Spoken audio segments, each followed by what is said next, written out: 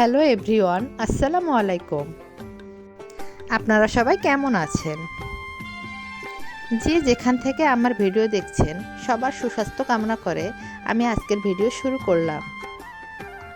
আমি আপনাদের সাথে শেয়ার করব হাতে মাখানো মুরগির মাংস। আমি এখানে মাঝারি সাইজের দুটি মুরগি কেটে ধুয়ে পরিষ্কার করে নিয়েছি। তারপর এখানে 1 কাপ পেঁয়াজ, 1 চামচ আদা বাটা, 1 চামচ রসুন বাটা ও কিছু গরম মশলা দিয়ে দিলাম। আর দিব 1 চামচ হলুদ গুঁড়ো, 1.5 চামচ লাল মরিচের গুঁড়ো, 1 চামচ জিরা গুঁড়ো আর স্বাদ মতো লবণ। এবার 1 চামচ ধনিয়া গুঁড়ো ও 1 কাপ তেল দিয়ে দিলাম। এবার আমি সবগুলো মশলা মাংসের সাথে ভালো করে মাখিয়ে নিলাম।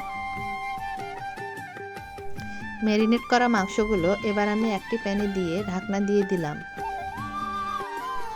কিছুক্ষণ পর ঢাকনা তুলে আবারও মাংসগুলো নেড়েচেড়ে দিলাম।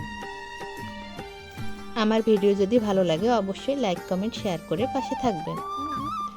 আর আমার নিত্য নতুন ভিডিও পেতে চ্যানেলটি সাবস্ক্রাইব করে বেল আইকনটি অল করে রাখবেন। আচ্ছা, এবার মাংসের পানি যখন শুকিয়ে আসবে আমি মাংসগুলো 5 মিনিটের জন্য ভালোভাবে কষিয়ে নিব। যখন এরকম কষানো হয়ে যাবে তখন আমি পানি অ্যাড করে দিলাম। আর কয়েকটি আস্ত কাঁচামরিচ দিয়ে দিলাম ফ্লেভারের জন্য। এভাবে আস্ত কাঁচামরিচ দিলে মাংস একটা সুন্দর ফ্লেভার আসে। আপনারা অবশ্যই কাঁচামরিচ দেওয়ার চেষ্টা করবেন। এই তো পরিমাণ মতো ঝোল রেখে নামিয়ে নিলাম। রেডি হয়ে গেল আমার আজকের হাতে মাখানো সুস্বাদু মুরগির মাংসের রেসিপি। আজই সাবস্ক্রাইব করুন এবং আপনার রান্নার টেবিলে নিয়ে আসুন নতুন স্বাদ আর নতুন অভিজ্ঞতা।